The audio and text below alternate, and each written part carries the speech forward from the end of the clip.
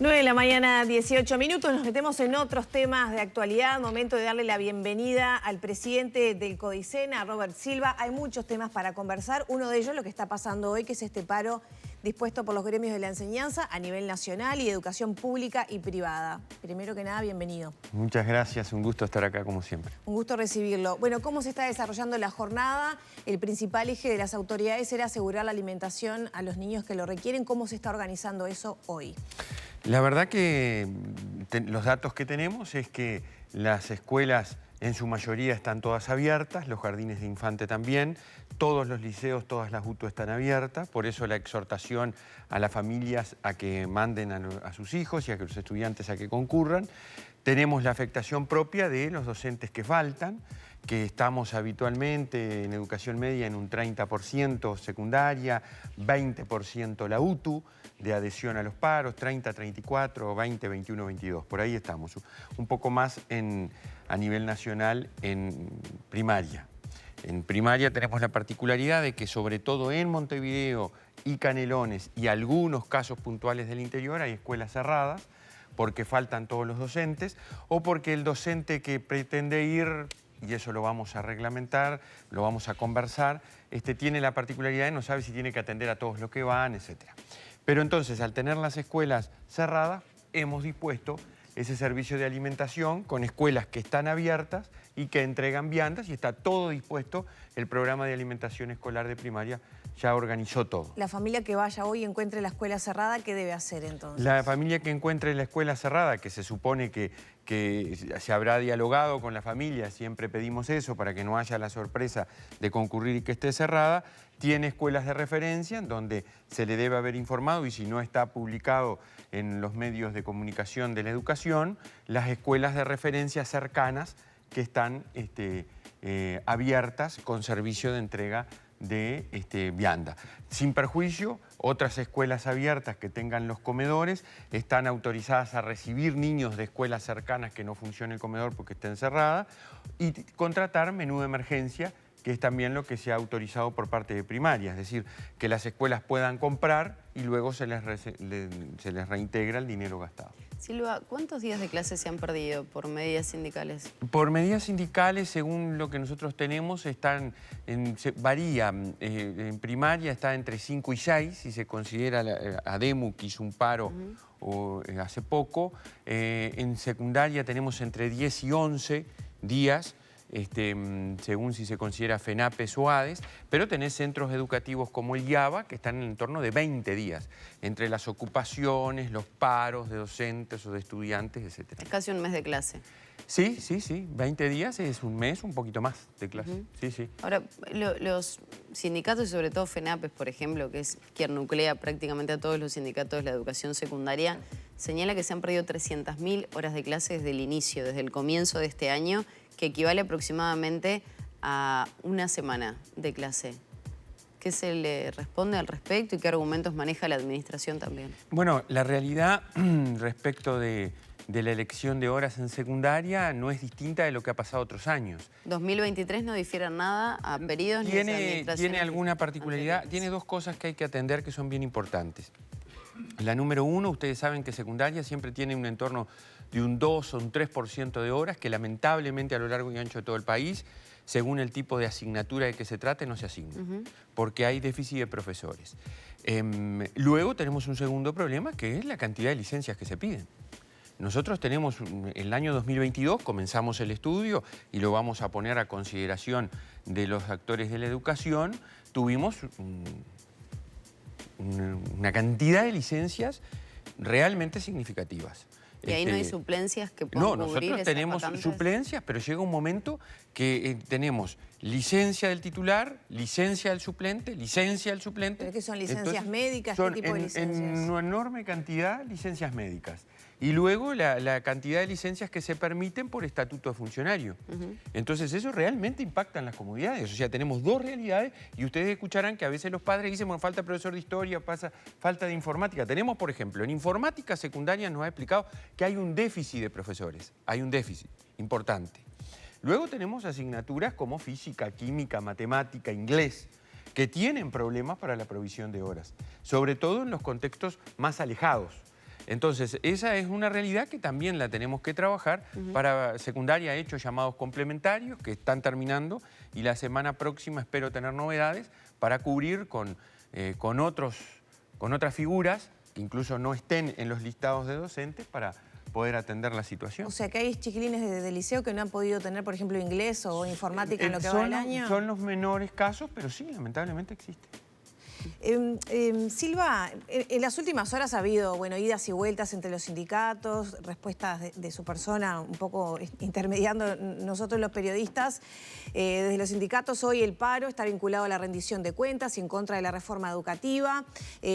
También se ha acusado que usted tiene un perfilismo muy alto, que va a pedir un incremento presupuestal en la próxima rendición de cuentas hasta para financiarse la campaña. Amanda Sen dijo esta mañana aquí en el móvil de Arriba Gente que usted está en campaña, que aparecen los videos, por ejemplo, de saludo de inicio de clases.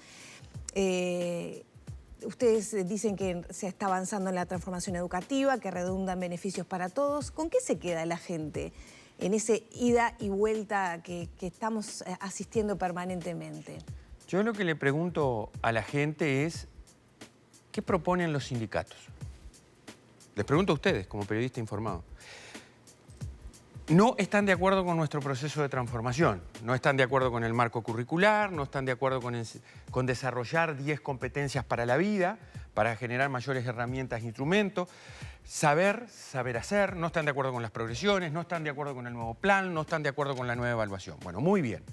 Cuando uno no está de acuerdo con algo, tiene que proponer una alternativa, porque si no todo queda igual. Entonces yo les pregunto a ustedes y le pregunto a la gente, ¿qué propuesta concreta en lo pedagógico hemos escuchado de los sindicatos para cambiar la terrible realidad de la educación?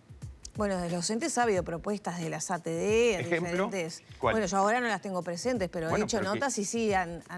Sí, las propuestas muchas veces pasan por mayores recursos, que estamos de acuerdo. Estamos de acuerdo que hay que tener más plata. Ahora, hemos aprendido en los últimos tiempos que meterle plata a la educación no implica arreglar la educación. Lo aprendimos en los últimos 15 años. Casi se triplicó el presupuesto y la realidad está a la vista. Entonces, no es solo más plata, no es solo ir al discurso tribunero de no a la mercantilización, no a la privatización, no a la subordinación al mundo del trabajo. Ha llegado la hora de sincerarnos y de poner las cosas sobre la mesa. Y decir, ¿qué están proponiendo para la educación? ¿O vamos a seguir como estamos? Nosotros tenemos un proyecto, tenemos una propuesta, la estamos desarrollando, la enorme mayoría de los docentes está de acuerdo, estamos escuchando la voz de los estudiantes, estamos escuchando la voz de las familias, estamos generando oportunidades que antes no existían, nuevas metodologías de enseñanza, talleres, acompañamientos, nuevas propuestas. Yo le pregunto, a ver, ¿qué piden los estudiantes y qué pide la realidad actual? ¿No pide más tecnología? ¿No pide más inglés? ¿No pide más formación en los llamados oficios? Bueno, miren, tenemos el bachillerato técnico profesional de UTU, que a la vez que te acreditas, te certifica en gastronomía, te permite continuar la educación media superior. Tenemos el primer bachillerato bilingüe. Estamos, pero ampliando y desarrollando una campaña feroz para la certificación gratuita en Cambridge del inglés, FAIRS y todos los exámenes internacionales. Estamos con nuevas propuestas de programación, inteligencia artificial junto a Ceibal, entregando por primera vez computadoras en el bachillerato. Digo, estamos con un conjunto. Y del otro lado uno escucha, bueno, o no estoy de acuerdo, o necesito más presupuesto, que reitero, comparto que se necesita más presupuesto, o está en campaña electoral, como forma de amedrentar todo el accionar o de poner en cuestionamiento las acciones que llevamos adelante. Y yo, francamente, en ese terreno no voy a entrar. Yo no voy a decir que algunos dirigentes sindicales que alquilan micrófonos y salen públicamente y hacen propagandas en los partidos de fútbol y en los partidos de básquetbol y en lo que sea, están en campaña electoral. Yo no voy a decir que algunos dirigentes sindicales dicen públicamente que están en contra del gobierno y que hasta que no cambie este gobierno no van a dejar de hacer algunas cosas que están haciendo, porque no quiero entrar en ese terreno. Yo estoy militando todos los días por cambiar la educación junto a un conjunto de personas que realmente lo están haciendo. Y le voy a decir una cosa y con esto redondeo. Miren, no todos votan a este gobierno los que están trabajando. Porque cuando de educación se trata, hay que dejar de lado los partidos políticos. Hay gente que es conocida, que está liderando procesos de transformación en los que estamos, que tiene actividades por fuera de lo que pueden ser los partidos de gobierno. Entonces, yo le pido a la gente, le pido a la familia, le pido a los estudiantes que sin perjuicio de marcar diferencias que son siempre bienvenidas, trabajemos por seguir cambiando la educación, que estamos en buen camino y que además la evidencia nos demuestra que lo precisa. Ahora, Silvia, yo creo que la vocación docente siempre prima ante las diferencias que se puedan tener, ¿no? Con un gobierno, con otra administración. Lo que se señala acá es que hay congresos que tuvieron resoluciones finales, que se hicieron aportes, más allá de no poder entrar en detalle porque los documentos son muy amplios, que no se hayan tenido en cuenta por entender que es un paso que se tiene que dar en conjunto entre los docentes, entre los funcionarios y entre quienes están a cargo, los jerarcas hoy de la educación. Siempre llegamos a lo mismo. ¿Por qué no se puede llegar por un camino en común? Pero yo estoy de acuerdo contigo. Pero así como te digo lo que tú dices, yo te digo, mira, las ATD, para la elaboración de los programas que comenzaron a aplicarse en marzo, la ATD primaria, de UTU y de secundaria, pero sobre todo primaria y UTU, designaron representantes. Luego, por un WhatsApp, la mesa de la ATD le dijo, no, retírense. La mayoría de los representantes se quedaron de las asambleas técnico-docentes y colaboraron en la elaboración de los programas que ahora se están aplicando. ¿La mayoría se quedó? La mayoría se quedó. La mayoría de primaria y de UTU se quedaron trabajando, los delegados de las ATD. Pero además le voy a decir otra cosa. Miren, ¿qué es estar de acuerdo? Estar de acuerdo es como le dijeron a las ATD y los sindicatos al gobierno anterior y a este, no trabajar por competencias. Que no haya marco curricular de referencia nacional como era el anterior, que no haya marco curricular nacional como es ahora. Eso es lo que... Entonces, bueno, pero sin embargo acá Daisy Iglesias, creo, Lore, si me podés corregir, si no, cuando llegó el primer planteo, el primer borrador de la transformación, se hablaba de poder mezclar competencias con habilidades y con lo que era la educación hasta lo que era hasta el momento. Y se llegó a un punto medio por lo pronto. Tal vez no un 100% de lo que quería cada uno, pero sí una negociación. Nosotros estamos siempre abiertos al diálogo y al acuerdo. Lo que no podemos permitir, pero como país, y asumiendo la responsabilidad que tenemos, es que la educación siga en un estado de falta de movimiento y de cambio. No lo podemos permitir. Miren, a mí a veces lo que me...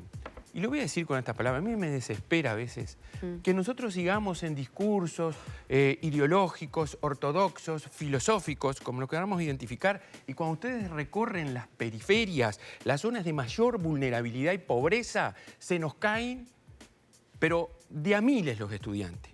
Y nosotros seguimos. No, qué contenidos, qué competencias. Bueno, ahí justamente Entonces, le quería preguntar. Ahí hay que trabajar para atender la situación de esa gente.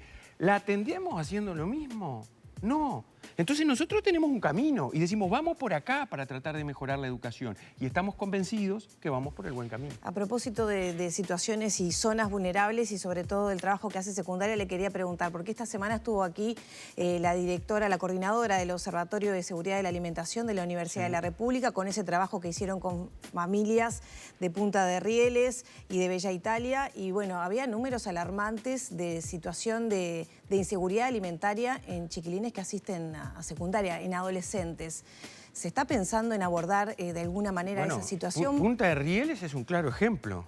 Nosotros lo abordamos. Cuando terminaba la pandemia me acuerdo que reportamos situaciones de desmayos que denunciaban docentes, eso había quedado medio por ahí, pero bueno, ahora hay un estudio estadístico confiable que habla de cifras concretas de chiquilines que no están pudiendo. La ANEP, al menos el presidente de la ANEP, no recibió ese informe.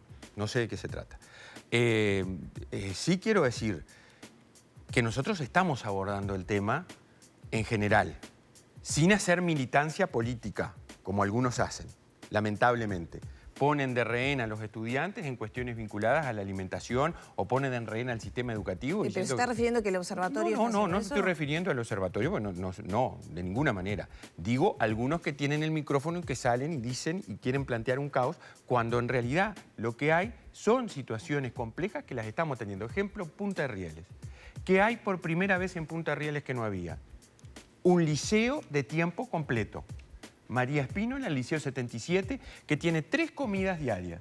El otro día visité a los estudiantes, visité el liceo, conversé con los estudiantes. Ese día justo estaban comiendo pescado, con todo lo que implica adecuar a una dieta saludable, estuve conversando con ellos. Inauguramos al lado una escuela de tiempo completo que abrió este gobierno. Al lado hay un jardín.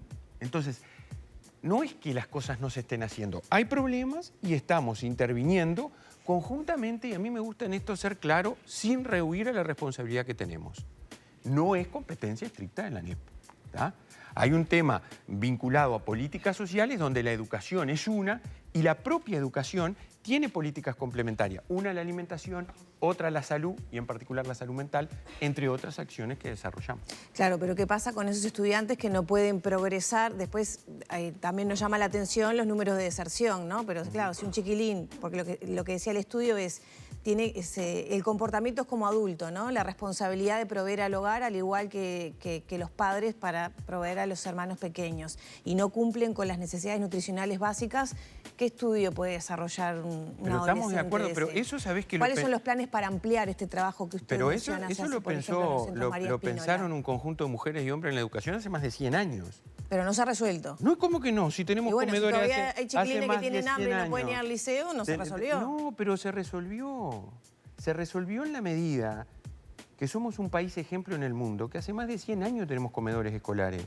Porque con la panza vacía no se aprende. Sin duda. Eso lo sabemos nosotros hace mucho tiempo. Pero ¿qué pasa cuando no lo descubrieron ahora. Esa es mi pregunta. Y cuando son adolescentes, estamos ampliando. Nosotros cuando llegamos, había 7 liceos de tiempo completo, con 3 comidas diarias. Nos vamos a ir y van a haber 60 centros de educación media de tiempo completo. Además de todas las partidas que estamos dando y colaboraciones entre escuelas y liceos para atender las situaciones más complejas. Se llevan viandas o los chiquilines van a los comedores de las escuelas cercanas a comer. Estamos en varios miles, hemos aumentado en varios miles la cantidad de adolescentes que comen en nuestra educación pública. Entonces, no es que no estemos haciendo nada. Hay un problema, hay que reconocerlo y se está trabajando para atenderlo junto con otro conjunto de acciones al efecto, ¿no? ¿Qué va a pasar con bachillerato el próximo año? Que eso fue toda una polémica. También recuerdo en pandemia hacerle alguna que otra entrevista por ese tema. Una buena pregunta es eso, ¿no? Bueno, están los equipos trabajando. Nosotros constituimos un equipo con gente de secundaria y de UTU. ¿Era una necesidad que tenía el sistema educativo para la inserción a nivel terciario? Preguntale a los chiquilines a ver qué te dicen, ¿no? Lo planteó acá el ministro de Educación y Cultura. Yo creo que a veces los tan olvidados que no se conversa con ellos son los propios estudiantes. Y los estudiantes dicen que hay que cambiar la educación y la educación media superior en particular. Que sea más motivante, que le dé herramientas para la vida, piden herramientas para el trabajo, piden que cambien la forma de enseñar los docentes, lo piden, ¿eh? Hay estudios de la propia UNICEF que los ha presentado respecto a los estudiantes. Y nosotros ahora ¿Se cambia bachillerato único a partir de 2024? El propio Codicen ha establecido que los equipos de trabajo funcionen, tiendan a establecer un bachillerato general sin perjuicio de que sigan existiendo las orientaciones. Es decir, el arte, que yo creo que tiene que ser transversal a todos. Hay materias que comparten y después hay... Claro. Materias específicas que los chiquilines van a ir... En lo personal, el mundo avanza hacia que cada vez más hay competencias transversales que se desarrollan en determinadas edades y a través de opcionales el estudiante va construyendo su trayecto educativo. Bien. Y en el último grado es donde, bueno, intensifica la formación para las áreas tecnológicas, en fin. Pero eso está definiéndose. Quiero decir además que se constituyó una comisión que ya se reunió asesora, que está la universidad, que está la UTEC, que está Saibal, que está la formación docente, para trabajar juntos en la formulación, sobre todo del nuevo bachillerato de secundaria, que a nuestro criterio es el que requiere más cambio. Quiero consultar rapidito por la situación del IABA, del director que declaró en jurídica hace algunos días, que tuvo el respaldo de varios docentes. Era una situación, van dos preguntas en una, que se podía haber evitado con otro tipo de medidas de diálogo? ¿Y en qué está después de la declaración en jurídica? Esas son las dos preguntas. A ver, yo creo que siempre las situaciones pueden ser mejorables, siempre. Pero para eso hay dos partes, las conversaciones entre un emisor y un receptor. Y si no hay voluntad de alguna de las partes, es muy complejo. ¿Fue de alguna o fue de las dos? Bueno, yo lo que quiero, no puedo entrar mucho más porque seguramente me van a llegar cosas a resolver al Codicen y yo no quiero prejuzgar. Bien. No puedo decir mi opinión porque de hecho, además, necesito tener una cantidad de material y de evidencia que no tengo porque los expedientes está todo diligenciando en secundaria, no hay nada en el Codicen. Y la segunda parte era... No, simplemente en qué está la situación Bueno, jurídica. está en después una de la declaración. investigación. Nosotros recibimos ayer, personalmente recibí una nota con algunos cuestionamientos a esa investigación, que la voy a ingresar hoy a sesión de Codicen. Y bueno, está diligenciándose en la manera que está. Y nos dijo secundaria que hay un recurso del director que nos van a mandar a Codicen para resolver. Hay un problema de salud mental en el IABA importante, igual que en varios liceos. En varios liceos, Y de que acuerdo. hay situaciones de muchos problemas con algunos estudiantes, sobre todo por intentos de autoeliminación, que ha afectado a esa comunidad y que aparentemente ese director prestaba mucha atención a esas cuestiones. ¿Puede ser valorado al momento de tomar una resolución, más allá que era un interinato en esa dirección? Yo creo que sí, que como en todo orden en la vida, hay cosas que hay que corregir y mejorar y hay cosas que se hicieron bien que hay que valorar. También digo que las inspectoras que están desarrollando la gestión en el IABA están desarrollando un proyecto pedagógico, un proyecto de atención a los estudiantes, están teniendo el apoyo del Departamento Integral del Estudiante, porque como tú dices, no solo en el IABA, es una consecuencia pospandemia que se ha agudizado, en muchos centros educativos tenemos cuestiones de convivencia, de acompañamiento, de salud mental que hay que atender. Sí, es un reclamo de los estudiantes, ¿no? Porque las últimas ocupaciones que Y hubo nosotros, reclaman mirá, eso. resolvimos asignar extraordinariamente 80 millones de pesos a ese tema y vamos a pedir en la rendición de cuenta recursos incrementales para más equipos multidisciplinarios y para acompañamiento de nuestros estudiantes. Incluso también tenemos que trabajar con los docentes, porque la cantidad de licencias vinculadas al tema de docentes que tenemos nos preocupa. Silva, muchas gracias por estos minutos. Gracias a ustedes, un gusto.